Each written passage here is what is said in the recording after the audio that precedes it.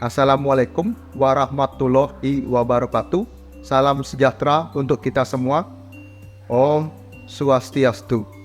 Namo Buddhaya. Salam kebajikan. Yang terhormat penguji uji kinerja PPG dalam jabatan tahun 2022.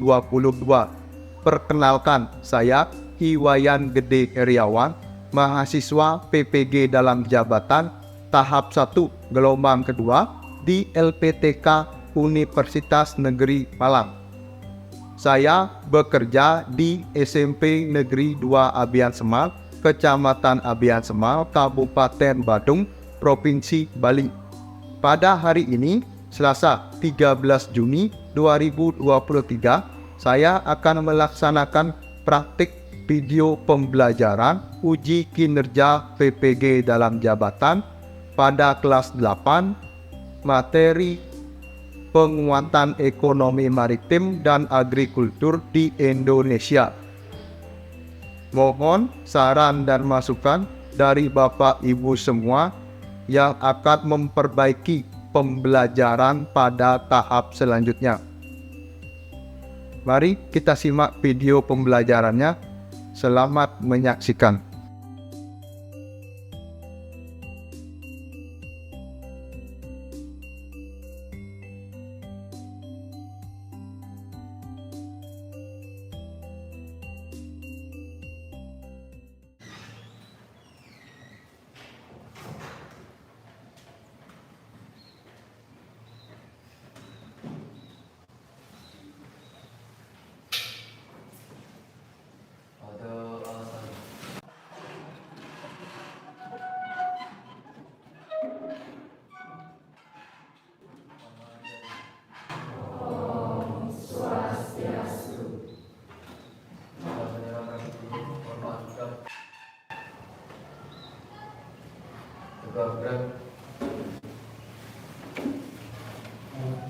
Sebelum kita mulai pembelajaran, marilah kita berdoa sesuai dengan agama dan kepercayaan masing-masing. Untuk ketua kelas, silakan pimpin doanya. Berdoa, kita silakan.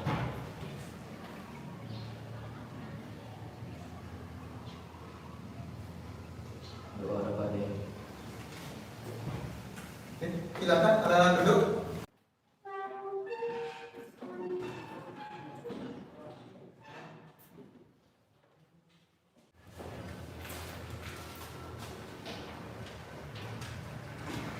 Selamat pagi anak-anak.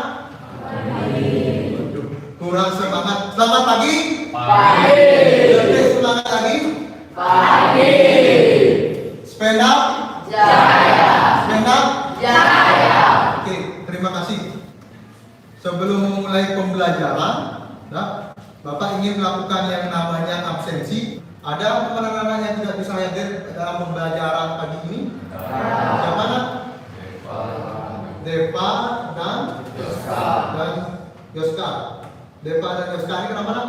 Sakit. Kalau teman anak-anak sakit, marilah kita bersama-sama mendoakan yang namanya Deva dan juga Yoska agar segera sembuh, ya, agar bisa kembali lagi belajar.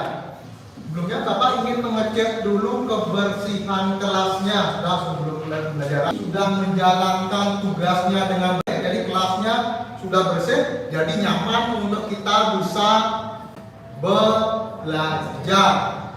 Jadi untuk meningkatkan semangat anak-anak lagi, dan Bapak ingin mengajak anak-anak untuk menyanyikan lagu nasional. Jadi kita biar bersemangat, bergembira dalam melaksanakan pembelajaran IPS pada pagi hari ini. Silakan anak-anak berdiri.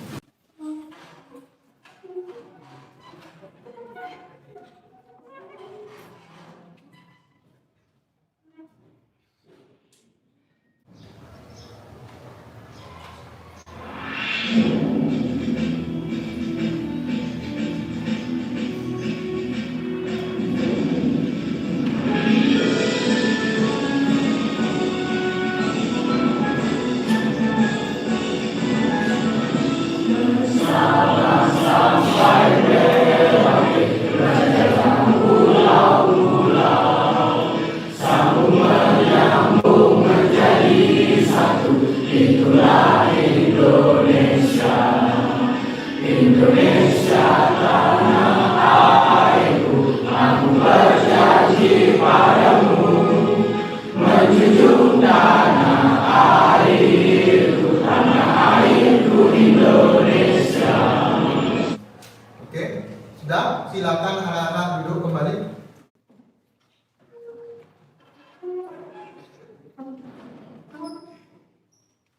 Sudah semangat?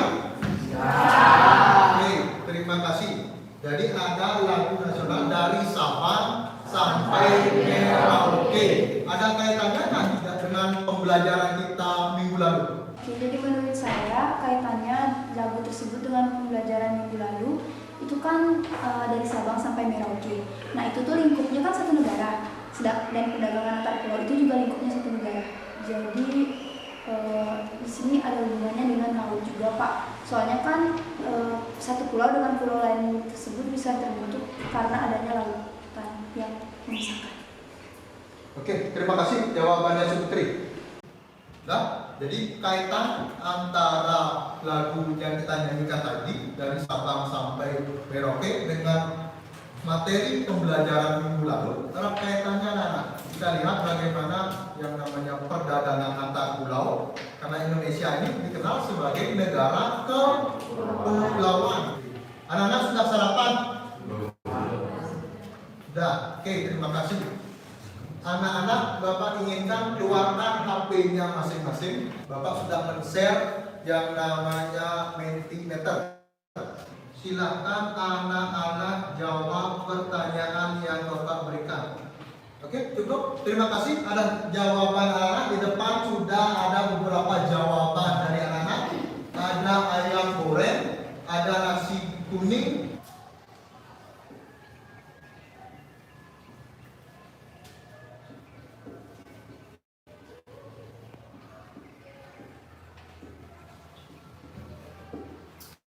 Ini subjeknya, ada yang menjual, ada yang membeli. Kemudian harus ada yang namanya objek, harus barang yang dijual atau di sini disebut dengan produk.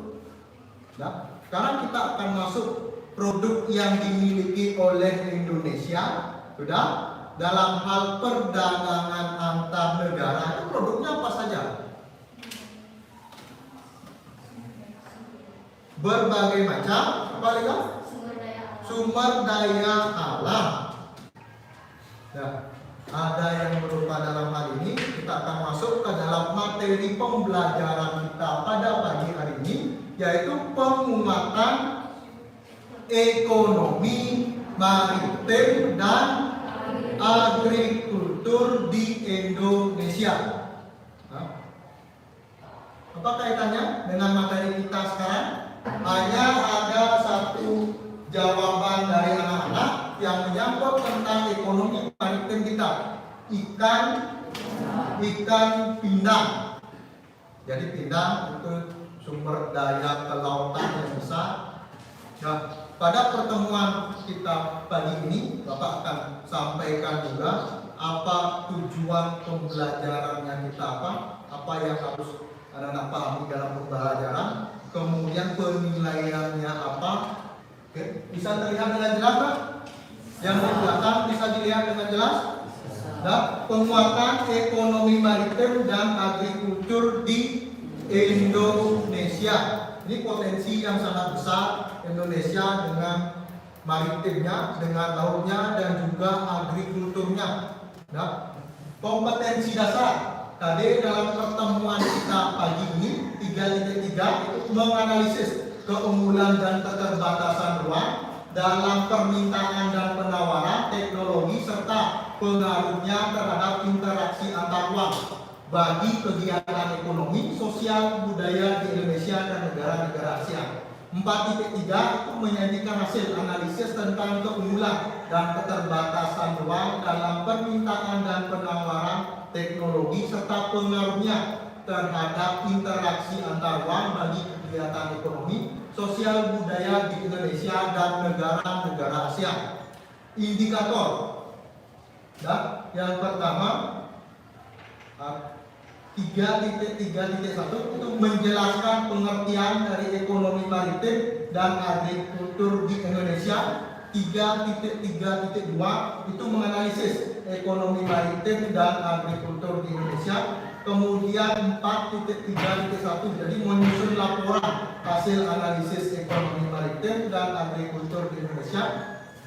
4.3.2 itu mengkomunikasikan hasil analisis ekonomi maritim dan agrikultur di Indonesia. Nah, tujuan pembelajaran kita pada pagi hari ini yaitu melalui model pembelajaran problem based learning, dan siswa itu diharapkan yang pertama menjelaskan pengertian ekonomi maritim dan agrikultur di Indonesia dengan tepat. Yang kedua, menganalisis ekonomi maritim dan agrikultur di Indonesia dengan benar.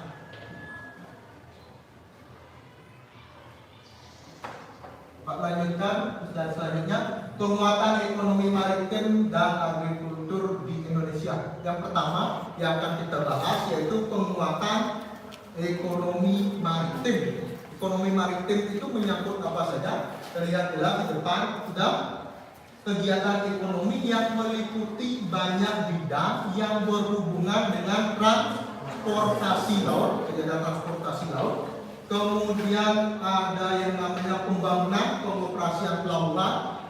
Jadi ada yang namanya pelabuhan di situ. Kemudian ada galangan kapal, perawatan kapal, pembangunan pelabuhan, serta industri dan jasa yang terkait. Kita lanjut ke penguatan agrikultur di Indonesia. Agrikultur itu adalah upaya peningkatan perekonomian dengan pemberdayaan sektor pertanian. Kita lanjut. Indonesia, sebuah negara tropis, memiliki potensi pertanian yang sangat bagus. Adalah satu produk pertanian segar dalam bentuk buah-buahan dan sayur-sayuran. Kita lanjut ke penilaian. Dalam pertemuan kita pagi ini, penilaian yang Bapak lakukan yaitu adalah penilaian sikap di sini anak, yaitu ada spiritual, bagaimana anak mengucapkan salam, kemudian membaca yang namanya doa, kemudian ada sosial, ini berkaitan dengan yang namanya disiplin, santun dan percaya diri. Kemudian ada teknik penilaiannya bagaimana. Yang pertama sikap itu observasi atau jurnal. Yang kedua ada pengetahuan, ini ada tes tulis dan juga penugasannya lagi. Kemudian ada keterampilan dan non tes. Demikian pemaparan singkat mengenai yang namanya penguatan ekonomi maritim dan agrikultur di Indonesia. Ada pertanyaan dari anak-anak? Oke, silakan Bu Putri. Pak, kok bisa sih Indonesia kekurangan bibit unggul? Padahal kan Indonesia itu termasuk anggota negara ASEAN. Ini berkaitan dengan yang namanya ilmu pengetahuan dan teknologi. Dan kemampuan teknologi dari petani-petani di Thailand dan juga di Vietnam itu lebih unggul daripada kemampuan teknologi pertanian di Indonesia. Untuk selanjutnya, silakan anak-anak keluarkan yang namanya buku paket, kemudian buku tulis, anak-anak manfaatkan yang namanya sumber belajar yang anak-anak punya. Bapak berikan anak-anak waktu 5 menit. Waktu selesai, Bapak ingin anak fokus ke depan kembali. Untuk meningkatkan pemahaman anak-anak lagi tentang penguatan ekonomi maritim dan juga agrikultur, Bapak ingin menampilkan yang namanya sebuah video. Silakan anak-anak analisis nanti.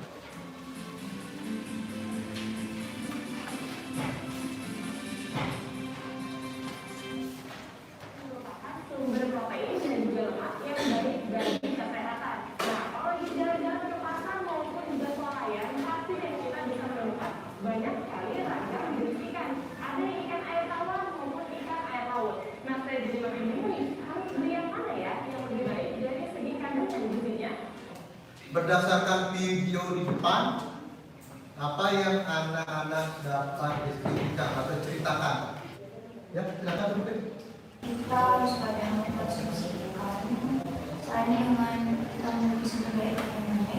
bisa membangun dan menjadi keuangan juga baik ikan laut maupun ikan air tawar itu sangat bagus.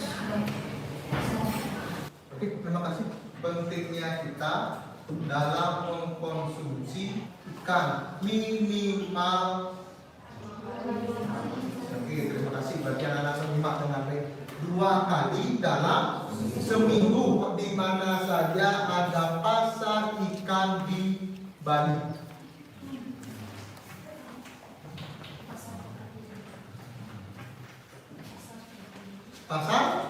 Pasar Badung.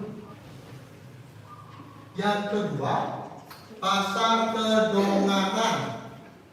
Selain juga sebagai tempat menjual beli ikan, pasar Kedonganan juga dijadikan sebagai daerah wisata. Oke, ada pertanyaan anak-anak? Sudah pas? Sudah. Bapak kan sudah membagi anak-anak ke dalam 5 kelompok. Sudah. Sekarang silakan anak-anak duduk berdasarkan kelompoknya masing-masing. Silakan. Bapak akan membagikan yang namanya LKPD, lembar kerja peserta didik. Nah, dalam LKPD ini adalah tulis dulu yang namanya identitas kelompoknya, terus nama, kemudian kelas, kemudian dalam LKPD ini terdapat yang namanya link video. Masing-masing kelompok menganalisis satu video yang telah Bapak share kemarin malam kan Bapak sudah share di grup kelasnya masing-masing. Nah, sekarang anak-anak buka video yang sudah Bapak bagikan kemarin malam itu, anak-anak analisis. Dalam LKPD di sini terdapat 3 buah soal yang perlu anak-anak jawab. Nah, anak-anak perlu rumuskan dengan kelompoknya masing-masing. Ada pertanyaan? Tidak ada? Oke, Bapak akan langsung membagikan LKPD-nya.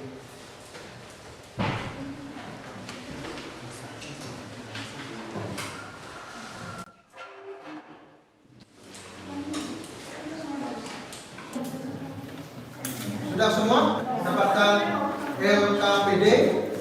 Dan waktu mengerjakan LKPD adalah 20 menit. Ya, selamat mengerjakan.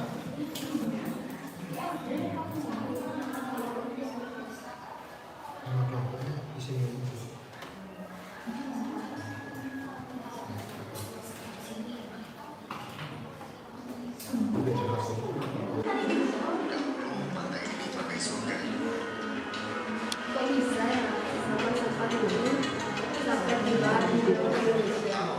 Menurutku ada 2 faktor sih. Faktor yang pertama, air itu kan mengalir dari hilir ke hulu. Nah, tempat pemberhentian terakhir air itu kan di laut. Jadi kan banyak orang yang membuang sampah di sungai. Nah, sampah-sampah itu nanti akan dialirkan oleh air itu sampai akhirnya tiba di laut. Bahkan selain itu, sampah-sampah ini juga merupakan sampah kiriman dari negara-negara lain yang akhirnya tiba di Indonesia. Apakah sampah-sampah ini cuma ada di atas permukaan ini? Menurutku enggak ya. Soalnya seperti yang kita bisa lihat di sini, itu sampahnya sudah mengendap sampai di kedalaman 10 meter di bawah permukaan laut. Jadi kayaknya nggak cuma di atas permukaan aja. Pasti dampaknya kok kayak bermasalah. Bermasalah dong. Ini tuh banyak banget dampak negatifnya. Yang pertama, terumbu karang Indonesia jadi rusak. Yang kedua, air laut Indonesia jadi tercemar. Bahkan ikan-ikan di laut juga terkontaminasi oleh mikroplastik. Selain itu, bibir-bibir pantai juga jadi kotor. Apa akibat dari kelangkaan tersebut? Kelangkaan adanya pupuk akan karena kekurangan pupuk subsidi menyebabkan petani terpaksa membeli pupuk non subsidi yang harganya lebih mahal dan petani menjadi rugi karena harga tanam lebih mahal daripada harga panen. Jadi bagaimana sahabat Kompas.com? Tertarik membudidayakan tanaman kelor?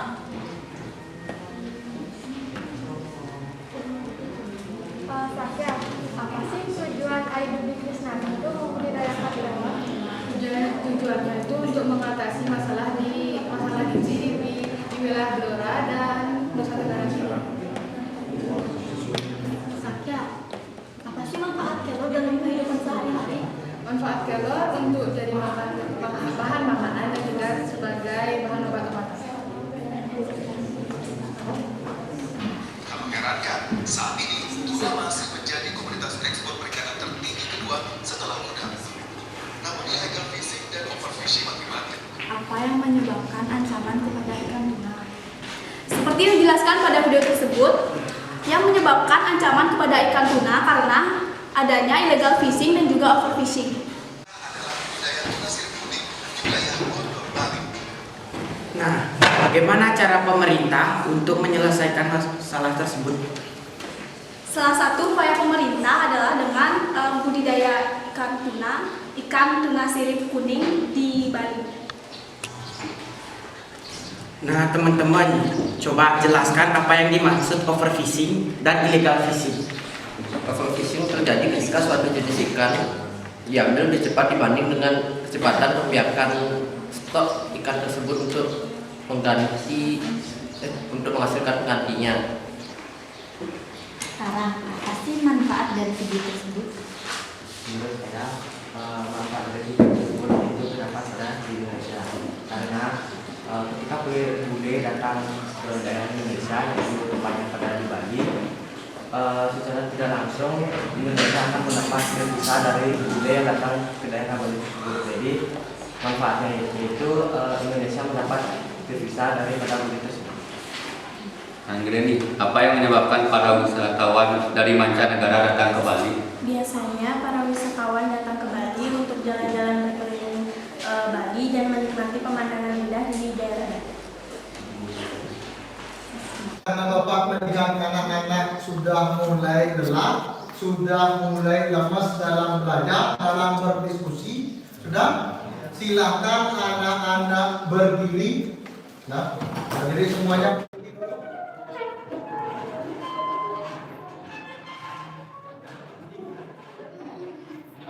Silakan letakkan dulu redakan pokok-pokoknya.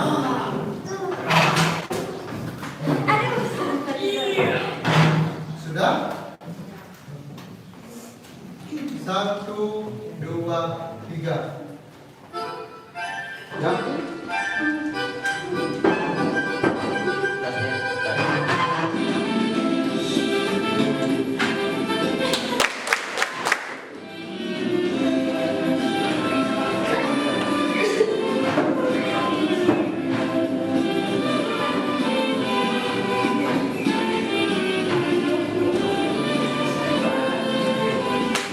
Sudah semangat? Sudah siap memulai pembelajaran lagi? Oke, silakan duduk bersama kelompok.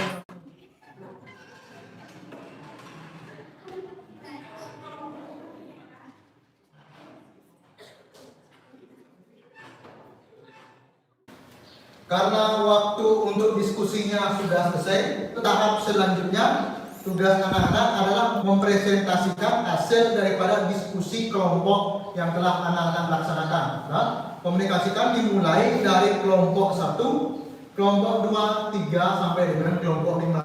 Selanjutnya, pemaparan atau komunikasi dari kelompok 1 akan ditanggapi oleh kelompok 2. Kelompok 2 akan ditanggapi oleh kelompok 3 dan seterusnya. Waktu Bapak persilahkan untuk menyampaikan hasil diskusinya dari kelompok 1. Silakan. Nama saya Iman perwakilan dari kelompok 1. Kali ini saya akan mempresentasikan hasil diskusi dari kelompok 3. Jelaskan apa manfaat setelah menonton video tersebut. Pada video tersebut terdapat wisatawan yang datang ke daerah Indonesia, yaitu di Bali, dan secara otomatis Indonesia akan mendapat devisa dari bule yang datang ke daerah Indonesia. Jadi manfaat pada video tersebut adalah Indonesia mendapat devisa tabungan negara dari bule tersebut. Sekian presentasi dari saya. Ada yang ditanyakan? Mengapa para tamu yang datang atau berkunjung ke Bali disambut sebagai manusia santai daerah khas Bali? Baik, untuk itu karena untuk memperkenalkan budaya khas Bali kepada para wisatawan agar daya tarik kepariwisataan dan kebudayaan Bali yang indah tersebut supaya menjadi lebih diminati untuk berkunjung ke daerah Bali.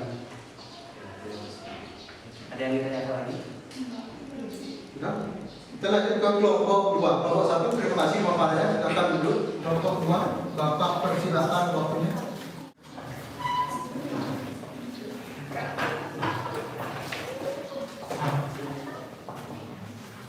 Om Swastiastu. Semuanya, satu wakilan dari kelompok 2 izin menyampaikan hasil diskusi dari kelompok saya.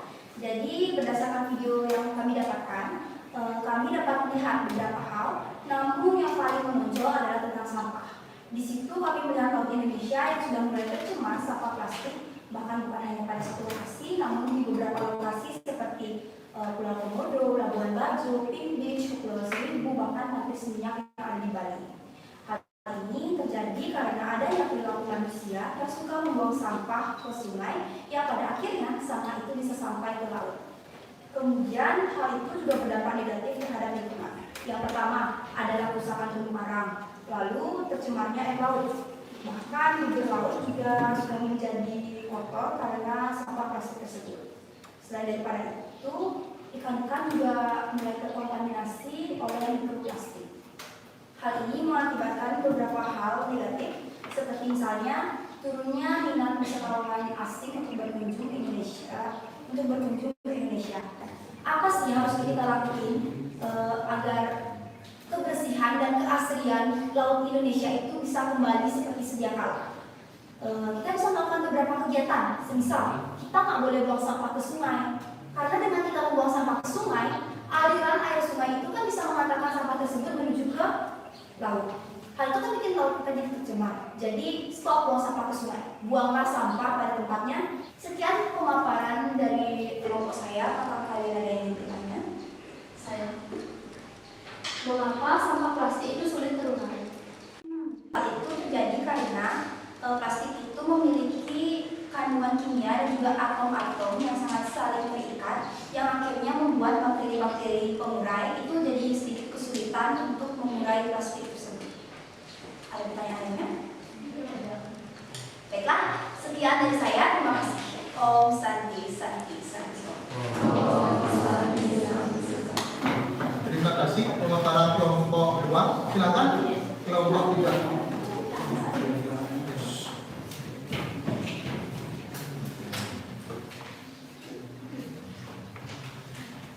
Om Swastiastu. Om Swastiastu. Perkenalkan, nama saya Ibu Alika Dewanti. Saya perwakilan dari kelompok 3 yang akan mempresentasikan hasil diskusi saya bersama kelompok.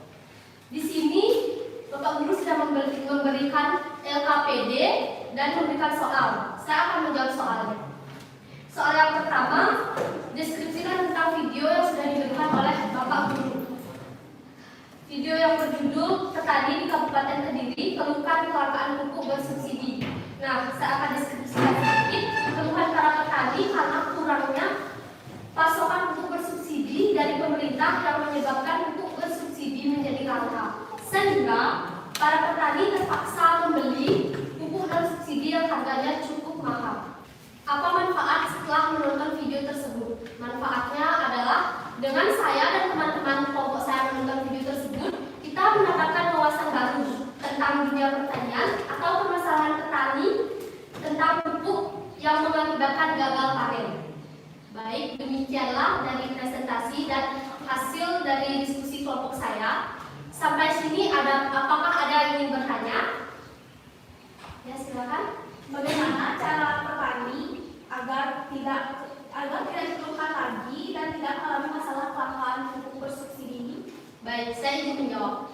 Dengan bantuan dari Kementerian Pertanian Indonesia, seperti subsidi pupuk yang ditingkatkan agar terbagi merata. Apakah ada pertanyaan lagi? Baik, sekian dari presentasi saya. Terima kasih kepada Bapak Guru dan teman-teman yang sudah menyimak dengan baik. Saya akhiri dengan para Santi. Om Santi, Santi, Santi, Om. Om Santi, Santi, Santi.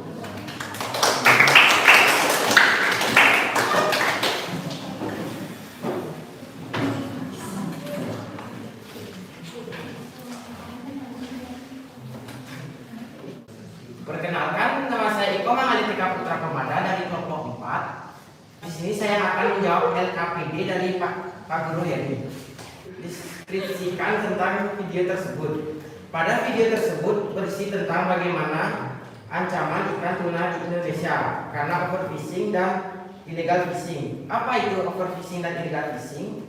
Overfishing terjadi ketika suatu jenis ikan diambil lebih cepat dibanding kecepatan. Kalau illegal fishing, kegiatan yang dilakukan dengan melanggar hukum yang telah ditetapkan di perairan suatu negara. Jelaskan apa manfaat setelah menonton video tersebut. Manfaat setelah kita menonton video tersebut, kita tahu bahwa bagaimana upaya untuk melestarikan ikan tuna, menjaga sumber daya alam agar tidak semakin berkurang seperti budidaya ikan tuna sirip di Bali. Oke, sebelum saya akhiri, apakah ada pertanyaan? Ya. Bagaimana cara Indonesia menanggulangi agar ikan tuna tidak punah? Nah, jadi gini, tidak melakukan overfishing dan illegal fishing bukan hanya ikan tuna, tapi jenis ikan yang lainnya juga. Dan bijaksana dalam mengkonsumsi ikan tuna sirip kuning. Apakah ada pertanyaan lagi? Ya.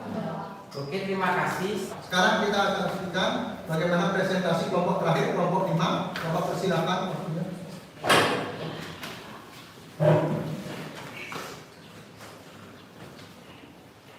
Om Swastiastu. Halo semuanya, saya Satya. Video tersebut tentang meningkatkan penjualan daun kelor yang disebut sebagai superfood yang digolongkan ke dalam ekonomi agrikultur yang merupakan kegiatan pemanfaatan sumber daya hayati yang berlimpah untuk menghasilkan bahan pangan. Daun kelor juga diincar di sebuah wilayah Eropa, Timur Tengah, dan juga Amerika Serikat. Jelaskan apa manfaat setelah anak-anak menonton video tersebut. Manfaat dari video tersebut adalah untuk mengevaluasi kita tentang sebegitu berharganya daun kelor tersebut dan mengatasi untuk tertarik dalam bercocok tanam daun kelor. Sebelum saya mengakhiri presentasi ini, apakah ada yang bertanya? Baik. Dari penjelasan Anda itu kan menyangkut tentang daun kelor. Masih manfaat dari daun kelor. Baik, izinkan menjawab. Daun kelor bermanfaat untuk sebagai bahan makanan dan juga sebagai obat-obatan. Baik, saya akhiri. Saya tutup dengan Prabu Sandi. Lima kelompok sudah menampilkan yang namanya bagaimana hasil diskusi dari masing-masing kelompoknya. Kelompok 1 bagaimana? Kelompok 1 penampilannya sudah bagus, sudah bersemangat. Jadi yang perlu ditingkatkan bagaimana pemahaman materinya, materi dalam proses menjawab yang namanya soal yang Bapak berikan. Soalnya temanya tentang apa kelompok 1? Tentang pelabuhan kapal pesiar, tentunya tentang pariwisata. Kelompok 2 bagaimana tampilannya? Penampilannya sudah bagus, sudah semangat, penguasaan materi juga sangat baik sekali. Sudah. Kelompok 2 mendapatkan materi tentang sampah, jadi lingkungan. Bagaimana anak-anak harus menjaga yang namanya lingkungan. Itu sangat berperan besar kepada kehidupan kita sebagai manusia. Kelompok 3 bagaimana penampilannya? Sudah bagus, sudah baik, semangat dan menguasai materi dengan baik. Mendapatkan topik tentang apa kan? Kelangkaan pupuk bersubsidi. Jadi pupuk bersubsidi. Jadi ada yang namanya pupuk kimia. Pertanian sekarang itu sangat membutuhkan yang namanya pupuk kimia. Jadi mempercepat pertumbuhan yang namanya tumbuhan. Jadi kalau menggunakan pupuk organik memang secara kesehatan itu bagus. Tapi dalam hal pertumbuhannya sangat amat. Bagaimana penampilan kelompok 4? Sudah bagus, tapi perlu ditingkatkan lagi yang namanya bagaimana percaya dirinya, kemampuan dalam berbicara, perlu ditingkatkan lagi. Kelompok 5 bagaimana penampilannya? Sudah bagus, sudah baik, memahami yang namanya materi dengan baik. Ada pertanyaan anak-anak? Oke, karena presentasinya sudah. Sekarang silakan anak-anak duduk seperti semula. Tahap selanjutnya kita akan merangkum yang namanya materi yang telah kita pelajari pada pertemuan hari ini. Ada yang bisa merangkum? Siapa yang mau merangkum materi pembelajaran kita pada pertemuan hari ini? Silakan angkat tangan. Ya, Putri. Menurut saya, hari ini kita belajar tentang maritim, ekonomi maritim dan agrikultur. Jadi, saya bisa menyimpulkan kalau ekonomi maritim itu adalah segala kegiatan ekonomi yang kita lakukan di daerah pesisir atau daerah laut. Sedangkan agrikultur itu merupakan upaya untuk mengembangkannya.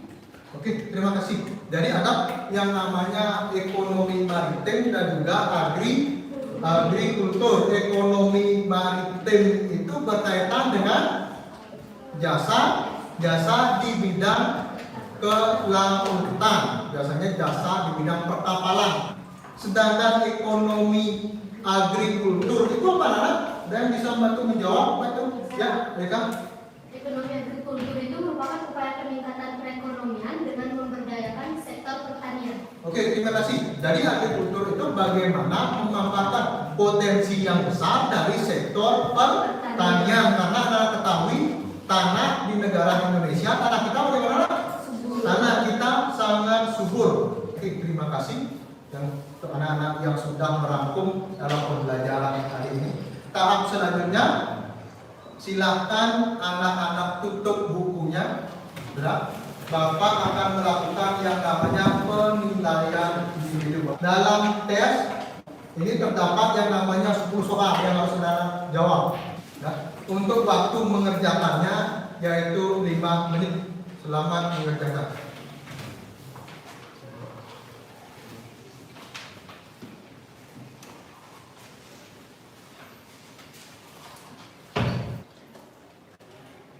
Waktu selesai. Silahkan anak-anak kumpul jawabannya, kirim ke bangku paling depan. Silahkan anak-anak sekarang keluarkan semua HP-nya. Oke, terima kasih sudah menjawab yang namanya Mentimeter yang sudah Bapak share di grup kelasnya. Jadi berdasarkan hasil jawaban anak-anak, sebagian besar menjawab pilihan senang dalam proses pembelajaran. Jadi sebagian besar bisa Pak simpulkan pembelajaran pertemuan kita hari ini adalah menyenangkan. Untuk pembelajaran pertemuan selanjutnya, materi yang akan kita bahas adalah redistribusi pendapatan. Tugas anak-anak di rumah, anak-anak mencari contoh redistribusi pendapatan apa yang telah diberikan oleh keluarga anak-anak atau yang telah dibayarkan oleh keluarga anak-anak. Dan jawabannya nanti kirim lewat email Bapak. Sudah? Ada pertanyaan? Tidak? Sebelum mengakhiri pembelajaran kita pada pertemuan hari ini, kita akan kembali melaksanakan yang namanya doa bersama agar kita selamat sampai dengan di rumah. Untuk ketua kelas, dan tolong pimpin doa bersamanya. Waktu Bapak persilakan.